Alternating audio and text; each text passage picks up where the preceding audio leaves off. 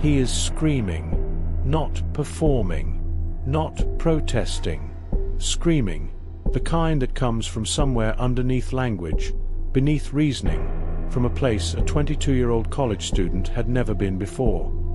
His voice echoes down a narrow hallway in a basement in California. August 1971. A Sunday night. I'm burning up inside. I can't stay in there. I'm all fucked up inside. I want out. I want out now. The door doesn't open. He has been in this basement for 36 hours. 36 hours ago, he was a psychology student with summer plans.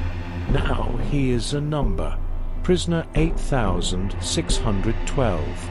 And the door he walked through of his own free will not open until the men watching him on the other side of it decide he has suffered enough.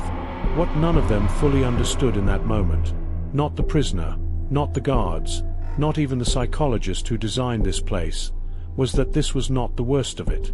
They had barely started. To understand how a basement at Stanford University became, for 6 days in August 1971, something that felt like an actual prison, you have to understand the world that built it. America in 1971 was a country arguing violently with itself. The Vietnam War was bleeding into its 6th year. The National Guard had shot students on a college campus in Ohio. The prison system was convulsing. Riots, killings, demands for reform. Men were returning from combat with something behind their eyes that hadn't been there before. Authority was the great question of the era. What it did to people, what people became when they held it, what happened when ordinary men were handed power over other ordinary men. Philip Zimbardo was 41 years old, a professor of psychology at Stanford, and he was asking that question with genuine academic urgency.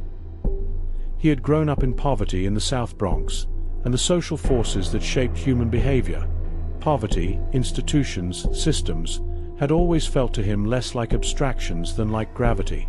You couldn't argue with them. You could only study them. He was also deeply influenced by Stanley Milgram's obedience experiments from a decade earlier, in which ordinary people had been willing to administer what they believed were potentially lethal electric shocks to strangers, simply because a figure of authority told them to.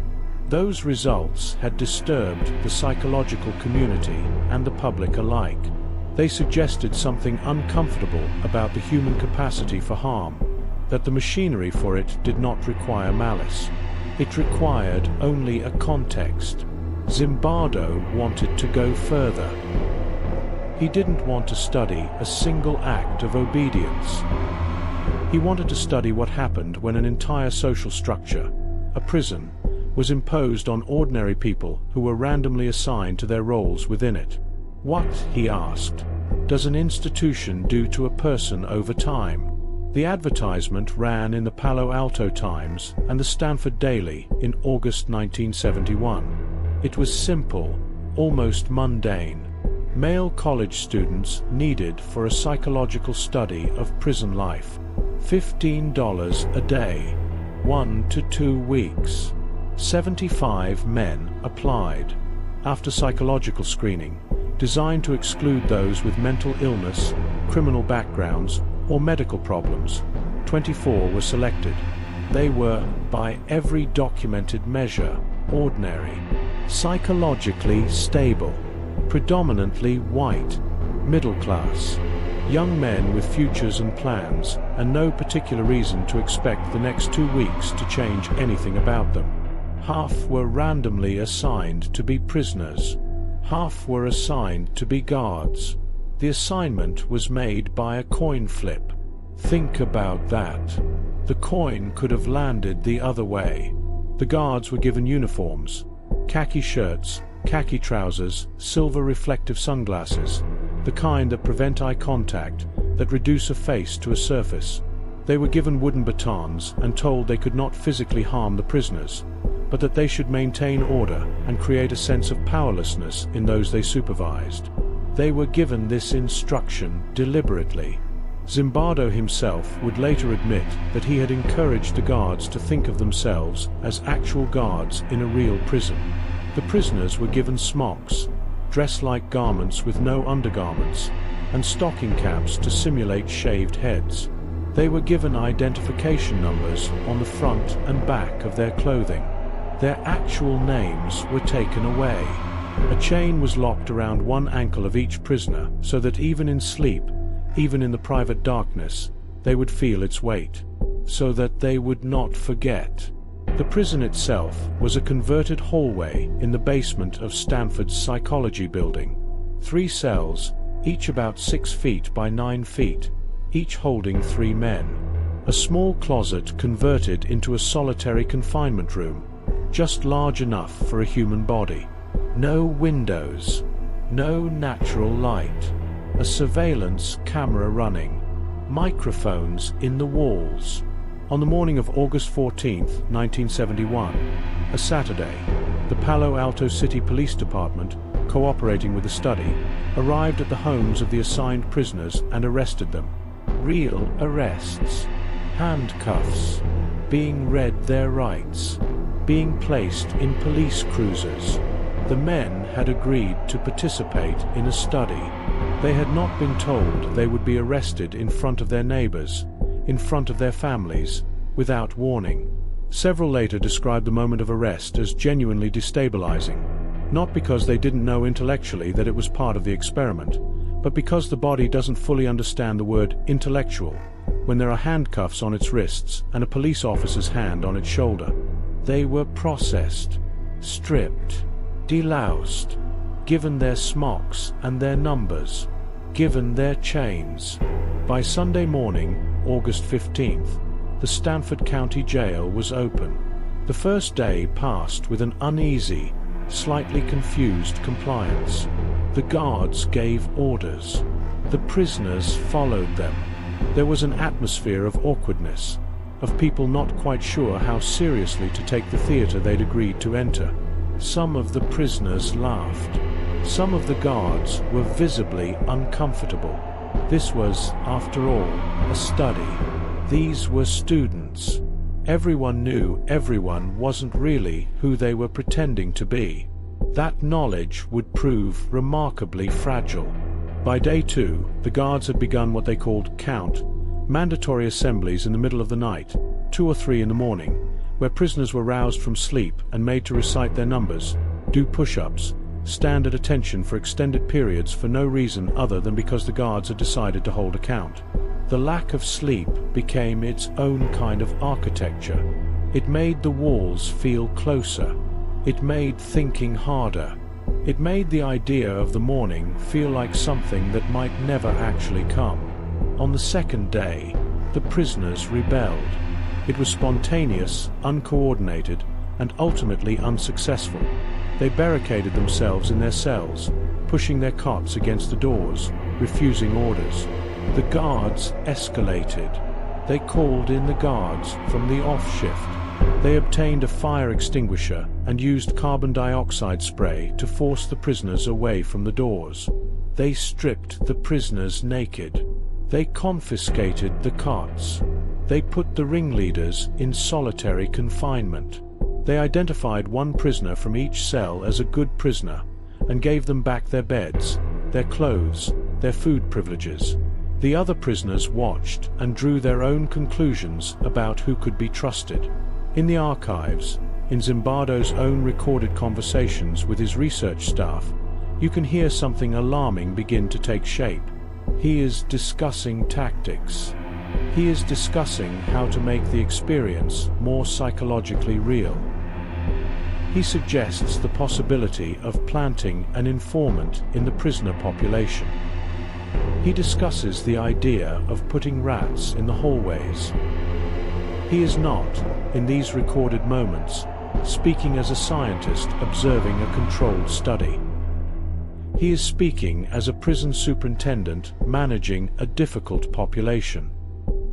He would later say, in interviews and in his 2007 book, The Lucifer Effect, that he had lost himself in the role, that the experiment had swallowed him as completely as it had swallowed the participants. That observation is important.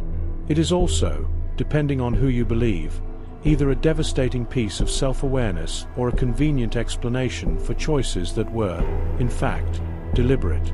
Prisoner 8612 was a 22-year-old named Douglas Corpy. By 36 hours into the experiment, he was in solitary confinement, a utility closet barely large enough to stand in. He began screaming. The audio recording of what followed has been preserved.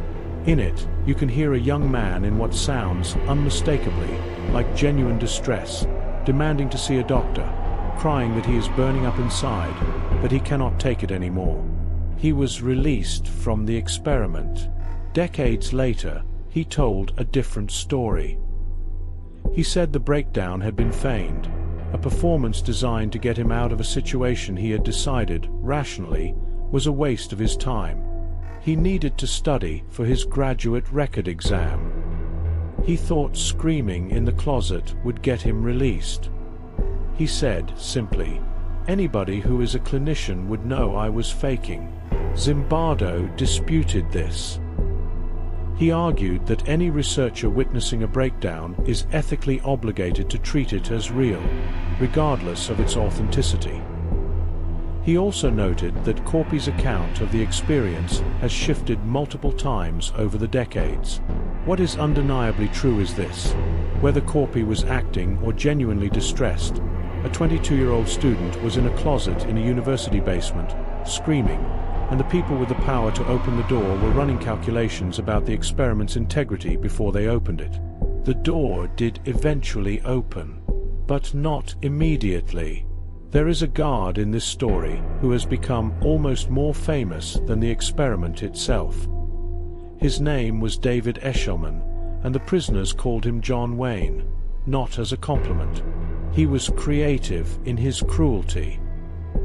He developed what he later described as a persona, a character he inhabited during his shifts, the brutal, theatrical, inventive warden who found new ways, every day, to degrade and humiliate the men in his care.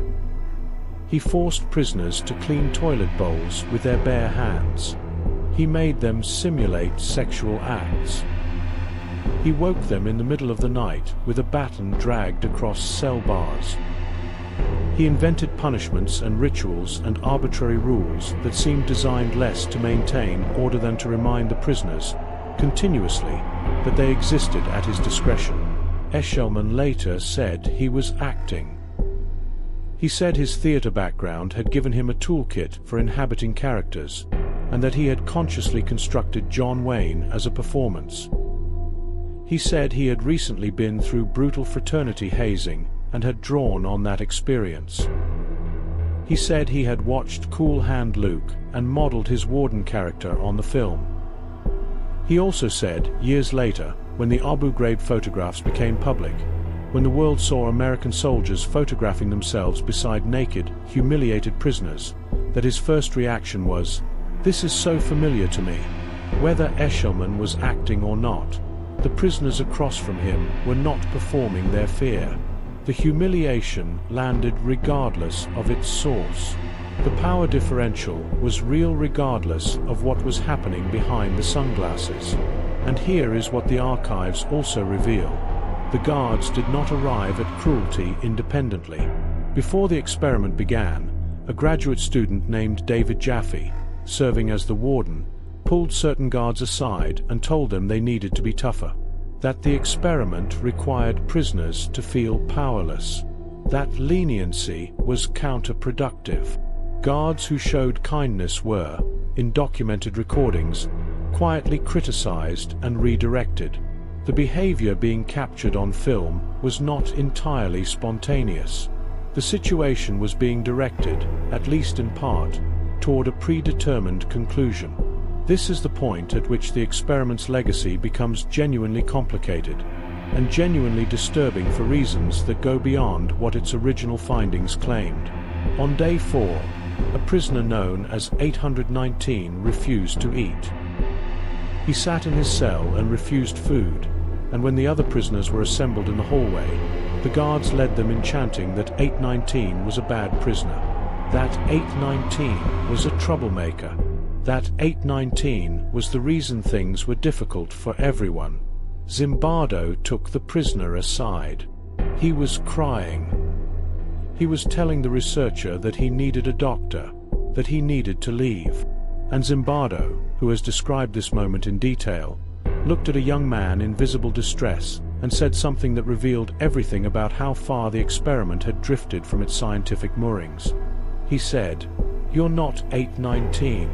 You're his real name, and you can leave if you want to." The young man stopped crying. He straightened, and he said, "I can't leave. I'm 819. For a moment, the number had become more real to him than his own name. Zimbardo let him go. But the image of that moment, the moment when a person became a number, when the identity provided by an institution displaced the identity a person had spent a lifetime building, became one of the experiment's defining documents. What it documented is genuinely uncertain. It may have documented the terrifying speed at which institutional identity can absorb a human being. It may have documented the complexity of what it means to perform distress versus experience it. It may have documented the way trauma and theater can blur so completely that even the person in the center of it cannot clearly say which is which. Christina Maslach was a graduate student in psychology, and she was also Philip Zimbardo's girlfriend. She came to visit the experiment on day 5. She watched the prisoners being marched, chained together, bags over their heads, to the bathroom. She watched guards taunt them. She watched young men who were, she knew, students, people like herself, moving through a hallway with a particular quality of movement that belongs to people who have forgotten they deserve to move any other way. She was horrified. She told Zimbardo that what he was doing to those young men was terrible. She said she was not able to look at him the way she felt about him if this continued. She was not the first person to raise ethical concerns. A visiting professor had already suggested the experiment should be stopped. A priest, an actual prison chaplain, had been brought in at one point, and had afterward commented that the boys had forgotten they had rights. But it was Maslach's intervention, the combination of her own emotional clarity and the directness of someone who could reach Zimbardo in a way his colleagues couldn't, that finally broke through. On August 20th, 6 days into a study designed to last 2 weeks, Zimbardo ended it. 6 days. That's all it took. The results were published, discussed, and absorbed into the cultural understanding of human behavior with a velocity that is itself a kind of psychological document. The experiment became one of the most famous studies in the history of psychology. It was taught in universities, referenced in policy debates, invoked in discussions of prison reform, and cited, controversially, when the Abu Ghraib photographs emerged in 2004. It was cited as proof that ordinary people, placed in positions of power over other ordinary people, will abuse that power, that the situation does the work, not the character. It was a compelling story. It was also, as the decades passed, an increasingly contested one. The criticism came not primarily from ideological opponents, but from other psychologists and historians who had done the work of examining the primary sources. In 2018, a French researcher named Thibault Le Texier published a comprehensive investigation of the experiment's archives, and then expanded it into a paper for the American Psychological Association the following year. His findings were pointed and specific. He found that the guards were not simply responding to the situation. They were coached. Specific instructions had been provided about how to maintain authority and create psychological pressure. Guards who failed to live up to those instructions were redirected. The conclusions that Zimbardo published, Le Texier argued, had been largely written before the experiment was completed, designed to confirm a hypothesis, not to test one. He found that many participants did not lose themselves in their roles as completely as the official account suggested. Many reported, decades later, that they were aware throughout that they were in an experiment, that they were to varying degrees performing rather than losing themselves, and that the line between roleplay and reality was never as dissolved as the published account implied. He found that the data collection was incomplete and selective, that evidence which did not support the official narrative was simply not recorded or published. The picture that emerges from this counter-narrative is deeply uncomfortable in its own way. Not the discomfort of witnessing a demonstration of humanity's darkest impulses, but the discomfort of watching a scientist, under pressure to produce significant results, invested in a particular theory of human nature, operating in a culture that rewarded dramatic findings, shaped the reality he was supposedly studying into the shape he needed it to take. Both things can be true simultaneously. People can be coached toward cruelty and still choose cruelty. The situation can be manipulated, and the situation can still be real. A performance can still cause real pain. A man in a closet screaming is still a man in a closet screaming, regardless of what motivated him to enter that state. The debate about what the experiment actually proved scientifically remains genuinely unresolved among researchers. The debate about what it did to the people inside it is considerably simpler. Most of the participants did not speak publicly about the experience for years. Some did not speak about it for decades. One of the guards later said that he regretted, deeply, the emotional abuse he had inflicted. He said that when the Abu Ghraib photographs became public, the recognition was instant and physical. He knew those hallways. He knew what it felt like to be on that side of the power. He knew the particular permission that a uniform and an authority structure provide to the part of a person that does not, under normal circumstances, get permission. Several of the prisoners described lasting difficulties, hypervigilance, distrust, a tendency to scan social situations for hierarchy and power that had not been there before. One participant continued working in criminal justice for the rest of his professional life, driven partly by what he had experienced. Prisoner 8612, Douglas Corpy, who may or may not have faked his breakdown, went on to become a psychologist himself. He spent years working as a clinical psychologist in the San Francisco County Jail. He devoted his career to improving the conditions of the incarcerated and reducing what he described as the potential for sadism in those who hold the guard role in real prisons. Whatever the experiment did to him, whether it broke him in the closet or he performed a breaking he did not feel, it left something in him that he spent his life trying to understand and address. In the months immediately following the experiment, something remarkable happened in the world outside the basement. The day after Zimbardo ended the study, August 21, 1971, George Jackson, a leader of the Black Panther movement, was shot and killed by guards at San Quentin Prison. Less than a month later, prisoners at Attica Correctional Facility in New York rioted, taking hostages. When state troopers retook the facility, 33 prisoners and 10 hostages were killed, the bloodiest penitentiary assault in American history. Prisons were not a thought experiment. They were a crisis. And Zimbardo, who had never set foot inside a real prison before August of that year, found himself testifying before the United States Congress about prison conditions before October. The experiment had landed in exactly the right cultural moment, or exactly the right political one. It said what many reformers wanted said, that prisons are brutalized by power and cannot be redeemed by better people, only by restructured systems. That the institution does the damage. Whether it said this accurately, scientifically, is a different question. Whether it said it usefully is different again. The policies it influenced, the debates it shaped, the textbook generations it formed, these exist regardless of what was happening on the other side of the camera. And the real prisons it was supposed to illuminate continued, and continue still, to operate in ways that would not have surprised prisoner 8612, or prisoner 819, or any of the 24 young men who walked into a basement in California in August of 1971 thinking they were going to earn $15 a day.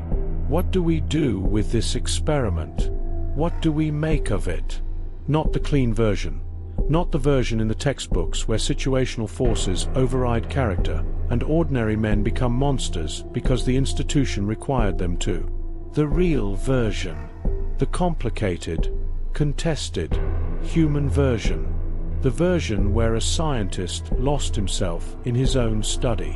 Where a young man in a closet may have been performing breakdown, or may have been experiencing it, and may have been both simultaneously. Where guards were coached and still chose their cruelty. Where prisoners were degraded, and some of them, despite the degradation, maintained a thread of self that the institution could not reach. The version where the most unsettling finding is not that people are worse than we thought, but that the conditions under which we study them, the stories we tell about them, the institutions that observe them, are themselves as capable of distortion as the subjects being observed.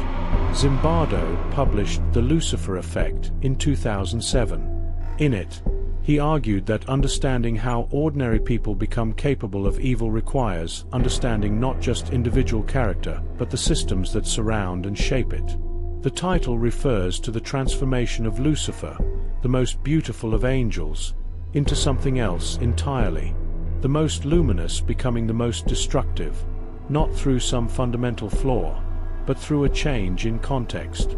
It is a powerful metaphor. It is also, perhaps, a self-portrait.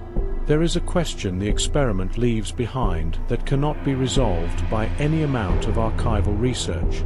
It is not a question about scientific validity or ethical review or the difference between coaching and observation. It is older than that. When an ordinary person is handed power over another ordinary person, when the uniform goes on, when the title is assigned, when the institution gives its quiet permission, how much of what happens next is choice? The guards at Stanford were students. The guards at Abu Ghraib were soldiers. The guards at Attica were employees. The experimenters were academics. The administrators are always administrators. And the people in the basement, the people without the keys, the people with the numbers instead of names, the people whose sleep can be interrupted at 3 in the morning for no reason except that someone with a baton decided to hold a count. They are also always ordinary people. The experiment ended on August 20th, 1971. The conditions it was studying have never ended. 6 days inside a basement.